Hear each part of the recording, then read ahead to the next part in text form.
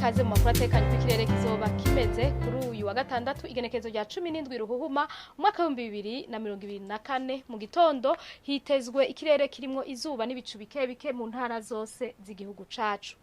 Ahazoba hakanye kurusha handi ni mu ntara za Muramvya, Gitega, Mwaro na Bururi aho ipimo bizoba biri kuri dogere Celsius 15. Ku muhingamo hitezwe imvura mu ntara zose z'igihugu cacu. Iyo mvura ikazoba yumvikanamwo imituragaro mu ntara za Cibitoke, Rumonge, Bururi, Makamba hamwe na Cankuzo.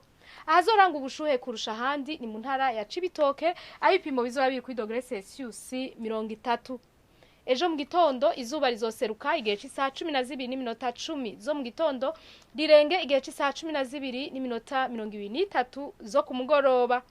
Amakuru atekanye ikirere agarukiye ngaha mwateguriwe n'ikigo ca Ijebu kijejwe ivy'ibirere Nadia Ndayizeye nje nayabashikirije mwakoze kuyakurikira.